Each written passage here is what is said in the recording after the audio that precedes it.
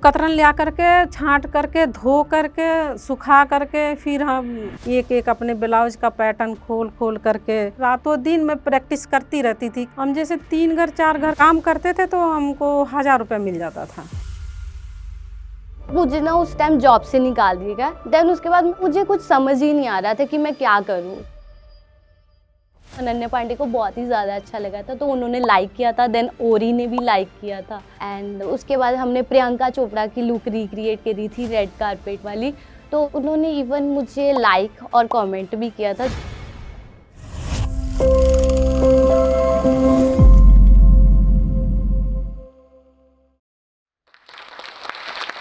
नमस्ते, हमारा नाम सुनीता है और हम बस्ती से हैं। बस्ती के पास एक छोटा-सा गाँव है, हम वहाँ से हैं। हमारे शादी के बाद हमारा पति वहाँ कानपुर चले गए, वहाँ ड्राइवरी का जॉब करते थे और हम गाँव में रहते थे। गाँव में रहते थे, फिर एक दिन हमारी बेटी हुई, सबसे माने पहली बेटी हमारी हमको पैदा हुई। फिर बेटी का हमारी हालत बहुत ख़राब हो गई थी, बहुत ज़्यादा ख़राब हो गई थी, कोई सपोर्ट नहीं कर रहा था। फिर हमने पीसीओ पर जा कर के हम थोड़े दूर पर पीसीओ है, वहाँ पर जा कर के हमने फ़ोन किया अपने पति को कि ऐसी-ऐसी बात है, बेटी का हालत ज़्यादा ख़राब हो गया, आप जल्दी से आ जाइए। फिर उन्होंने बोला कि ठीक है, हम आते हैं छुट्टी लेकर के। फिर वो छुट्टी लेकर के आए, फिर हम दोनों को लेकर के कानपुर चले गए। कानपुर लेकर के चले गए, फिर वहाँ हम 2-4 साल कानपुर रहे। वहाँ पर 1500 रुपये उनकी तनख्वाह होती थी, कानपुर में। और फिर उसी से हम लोग किसी तरह से गुज़ारा चलाते थे। एक कॉलेज था, कॉलेज के अंदर वो जैसे कॉलेज होता है बड़ों बच्चों का कॉलेज होता है, वो कॉलेज खाली हो चुका था। तो उसके पास हम लोग वहाँ गए, हमारे पति गए कमरा-वमरा ढूँढने, वहाँ पर नहीं मिला कमरा-वमरा, एक भी खाली नहीं था। तो एक पौड़ी था, पौड़ी बड़ी-बड़ी होती हैं वहाँ, जैसे कॉलेज के पौड़ियाँ होती हैं ना बहुत बड़े-बड़े, उसके नीचे मेरे को जगह मिला, पौड़ी के नीचे। तब उस पौड़ी के नीचे हम अपनी बेटी को लेकर के रहते थे। हमारे पति फिर जॉब चले जाया करते थे, फिर आया करते थे। फिर एक दिन ऐसा हुआ कि उन्होंने बोला कि हमको काम से निकाल दिया गया है और अब हम यहाँ नहीं रह सकते हैं। फिर गाँव आए, गाँव हम लोग फिर गाँव में भी 5 साल तक ले हम गाँव में थे, खेती-बाड़ी करे और हमारे 3 बच्चे और हो गए गाँव में। हमारे बच्चे जाते थे पड़ोस में, कोई दरवाज़ा बंद कर देता था। जैसे टीवी चलता रहता था तो टीवी बंद कर देते थे और बिस्तर पर से नीचे उतार देते थे। तो ये सब मैं बहुत सब्र की, संतोष की और मैं नहीं बोलती थी। मैं आकर के बता देती थी अपने पति से कि ऐसी-ऐसी बात है। हमारे हस्बैंड बोले कि ऐसा है कि आप लोग यहीं पर रहो और गाँव में ही, और हम पंजाब जाते हैं। वहाँ देखते हैं कि हमारी कैसे सैलरी वहाँ, अगर वहाँ ठीक हो जाएगी, सैलरी सही लगेगी तो हम आ जाएँगे तुम लोगों को लेने। तो फिर वो चले गए हम लोगों को गाँव में छोड़ कर के। तो फिर उनका फ़ोन आया, बोला कि ऐसी-ऐसी बात है, हम 3000 सैलरी हमको जॉब लगी है पंजाब में, हम आ रहे हैं आप लोगों को लेने। तो ठीक है, हम लोग फिर पंजाब चले आए। कंपनी की तरफ से प्लॉट मिला, उसमें 2 रूम और 1 लैट्रिन बाथरूम और 1 बरामदा था, वहीं पर हम लोग रह गए। छोटे-छोटे बच्चे थे, वो उनको हम सरकारी स्कूल में ऐसे भेज दिया करते थे। एक दिन हमने सोचा कि ऐसे नहीं होगा, हमको स्वीट के पापा को सपोर्ट करना पड़ेगा। फिर हम 2 जगह झाड़ू-पोछा करते रहे। हम जैसे 3 घर 4 घर ये काम करते थे तो हमको 1000 रुपये मिल जाता था। जैसे एक जगह कपड़ा धोना, एक जगह झाड़ू-पोछा करना, बर्तन धोना, रोटी बनाना, तो हमको महीना के 1000 रुपये मिल जाता था। तो उतने से तो मेरा हेल्प ये होता था कि बच्चों को हम फीस वगैरह उस समय कम रहता था, हम फीस निकाल लेते थे। एक दिन ऐसे हुआ कि मेरे को जैसे कोई त्योहार था तो मेरे पास ब्लाउज नहीं था, तो मैंने सोचा कि ठीक है, मेरे पास ये 2 ब्लाउज पहले से पड़ी हुई थी, मैंने खरीदा नहीं हुआ था, मैं गाँव से लेकर के आई हुई थी वो ब्लाउज का पीस। तो मैंने कहा कि मैं ये दे देती हूँ सिलने के लिए। तो ये मैंने नहीं सोचा था कि क्या प्राइस होगा, ना मैंने पूछा उनसे कि क्या रेट है, नहीं पूछा था मैंने। अब मैं ले जा कर के दे आई कि ये ब्लाउज सिलना है। हमको तो ये लगा था कि गाँव का ही रेट यहाँ पर भी होगा। 1 हफ्ता के बाद मैं गई ब्लाउज लेने।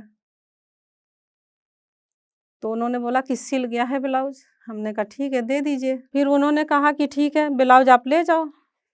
तो मेरे को यही पता था कि 20-20 रुपए में ब्लाउज़ सिल जाएगा।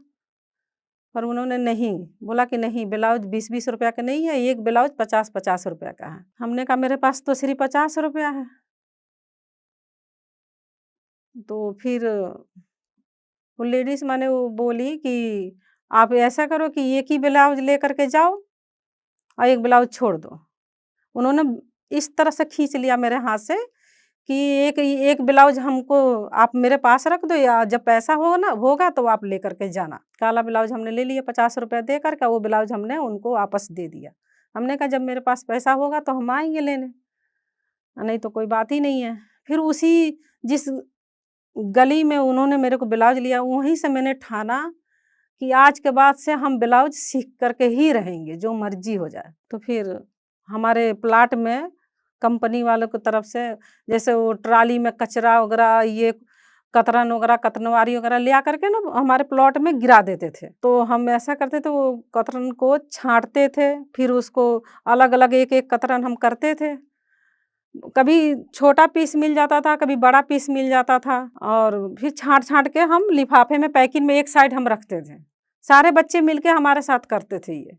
हमारे बच्चे हमारे साथ रहते थे, हमारे पति भी हमारे साथ रहते थे। वो कतरन ले आकर के, छाँट करके, धो करके, सुखा करके, फिर हम प्रेस तो उस समय हमारे पास नहीं रहता था, तो हम क्या करते थे कि बिस्तर के नीचे हम वो कपड़ा रख देते थे, वो चिमड़ा हुआ, वो चिकना हो जाता था कपड़ा।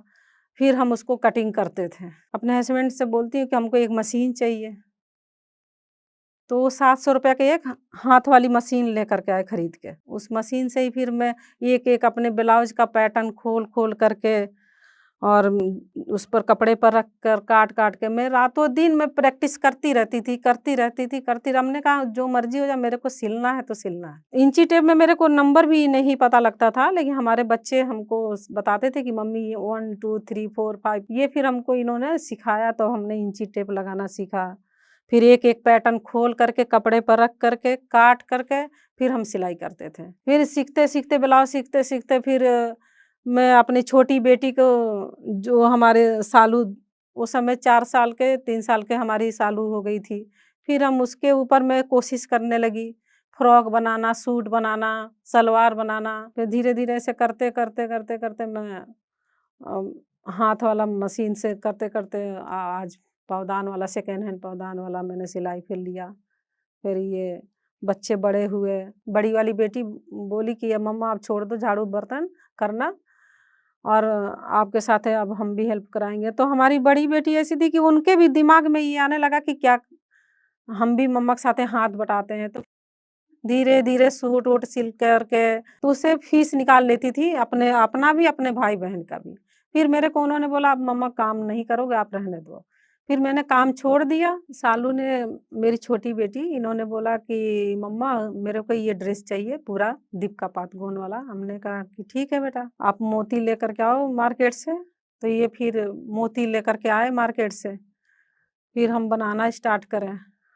मेरे से बन नहीं रहा था। वो जैसे मेरे से राउंड ही नहीं हो रहा था। फिर मैं कोशिश बहुत करती थी। कितने जैसे 3 पट्टी, 4 पट्टी, 5 पट्टी बना-बना करके मैं उसको जॉइंट भी करती थी। फिर भी वो राउंड नहीं बैठ रहा था। मैंने कहा कि मैं कोशिश करती रहूँगी, हिम्मत नहीं हारूँगी, मेरे को बनाना है तो बनाना है, क्योंकि बेटी ने जब बोल दिया है कि मम्मा ये मेरे को पूरा लुक चाहिए। फिर मेरे को 6 महीना से ज़्यादा ही मेरे को लग गया टाइम उसमें। मैं रातों-दिन कोशिश करती रही। एक दिन बन गया वो केप। फिर मैं इन्होंने बोला कि मम्मा मेरे को उस ब्लाउज़ भी चाहिए, वो साड़ी भी चाहिए। फिर मैं वो ब्लाउज़ भी, मेरे को काफ़ी टाइम लग गया था ब्लाउज़ भी बनाने में। देख-देख करके, और पिंटरेस्ट से भी मैंने देख-देख करके मैंने काफ़ी कोशिश किया, वीडियो निकाले। नहीं हो पा रहा था। पर फिर भी मैंने कहा कि नहीं, मेरे को बनाना है तो बनाना है। तो मैं बनाई, केप भी बनाया और ब्लाउज़ भी बनाया, साड़ी भी बनाया। फिर ऐसे करते-करते मैंने कितने केप भी बनाए। फिर उन्होंने वो पूरा लुक हमको आकर के दिखाया कि मम्मा देखो कैसा लग रहा है, तो मेरे को तो विश्वास ही नहीं हो रहा था कि मैं बनाई हूँ। ये ड्रेस मैं बनाई हूँ, ये केप हमने बनाया है, मेरे को नहीं विश्वास हो रहा था। बच्चों ने बताया कि मम्मा आपके तो ये जो आप केप बनाए हो मोती का, ये सब ब्लाउज़ ये आप जैसे आप बनाते हो, बहुत वायरल गया। मुझे बहुत खुशी हुआ, फिर और भी ड्रेस हम बनाना शुरू कर दिए, ऐसे धीरे-धीरे सारे जैसे प्रियंका चोपड़ा का, दीपिका पादुकोण का, फिर ये आलिया भट्ट का। फिर ये 2 मंथ 3 मंथ में हमने काफ़ी बच्चे मेहनत करे, मैं मेहनत करी, फिर सिल्वर बटन मिला हमको। मैं तो विश्वास ही नहीं कर सकती थी कि सिल्वर बटन मेरे घर आएगा। मैं तो उस दिन बहुत रो रही थी, बहुत कि ये कैसे हो गया? ये सिल्वर बटन हमारे घर आया, मैं बहुत खुश हुई। मैं कतरन से कोशिश करते-करते आज हम यहाँ पर हैं और ऑनलाइन आज हमको ऑर्डर आने लगा, ब्लाउज़ बनाने के लिए, ड्रेस बनाने के लिए। नमस्ते, मेरा नाम शालू है और हम बस्ती उत्तर प्रदेश से हैं। आपने मुझे काफ़ी सारी वायरल वीडियोस में देखा होगा जहाँ पे मैं अपनी मम्मा के साथ मिलके लुक्स रिक्रिएट करती हूँ स्लेब्स की। आज मैं उसी लुक्स के पीछे की कहानी बताने आई हूँ। मैं एक मेकअप आर्टिस्ट हूँ और मेकअप आर्टिस्ट के होने साथ-साथ मैं अपना यूट्यूब चैनल स्टार्ट किया था, जिसके ऊपर मैं अपनी मेकअप वीडियोस डालती थी। साइड बाय साइड मैं अपनी जॉब भी करती थी। जॉब के साथ-साथ मैं फ्रीलांसिंग भी करती थी। मुझे ना उस टाइम जॉब से निकाल दिया गया। देन उसके बाद मुझे कुछ समझ ही नहीं आ रहा था कि मैं क्या करूँ? देन मैं अपनी सिस्टर को कॉल लगाती हूँ कि दी मुझे ऐसी-ऐसी प्रॉब्लम्स आई हैं, तो मुझे क्या स्टेप लूँ, है ना? तो मेरी सिस्टर कह रही है तू कब तक ही जॉब करेगी? उन्होंने बोला कि शालू तू यूट्यूब पे जो वीडियोज़ डालती है मेकअप की तो उसको ना मेकअप को लुक रिक्रिएट कर स्लेब्स के। स्लेब्स के जब मैं मेकअप लुक्स रिक्रिएट करती थी पर मेकअप ही मेकअप होता था, उसमें ना प्रॉपर ही नहीं लुक आती थी। देन मैंने वो भी उससे डिस्कस किया कि है ना कि मेकअप करती हूँ तो हूँ लुक्स रिक्रिएट तो करती हूँ स्लेब्स की, पर उसमें वो चीज़ वाइब नहीं आ रही है। उसके बाद फिर मैंने एक और लुक डिसाइड किया दीपिका पादुकोण का। कि मुझे ना मम्मा को फिर मैंने दिखाया कि मम्मा मुझे ना दीपिका पादुकोण का रेड कारपेट लुक था जिसके ऊपर ना दीपिका पादुकोण ने केपलेट डाली हुई थी मोती का। तो मुझे वो चीज़ चाहिए थी और मुझे वो लुक रिक्रिएट करना था। तो जब मम्मा ने वो पर्ल का केपलेट स्टार्ट किया था ना तो मम्मा को काफ़ी मंथ्स लग गए थे। एट लीस्ट उनको 6 मंथ तो लग ही गए थे उस केपलेट को बनाने में। केपलेट तो रेडी मम्मा ने किया ही, साथ में मम्मा ने साड़ी और उसके साथ ब्लाउज़ भी रेडी कर दिया था क्योंकि मम्मा को स्टिचिंग तो आती थी तो साड़ी एंड ब्लाउज़ भी रेडी कर दिया। एंड वन डे मैंने फिर लुक रिक्रिएट किया दीपिका पादुकोण वाला। तो उसके बाद वो जब मैं रेडी हुई थी ना वो प्रॉपर सेम ही लुक आ रही थी। देन उसके बाद मैंने वो शॉर्ट वीडियो अपलोड किया यूट्यूब पे।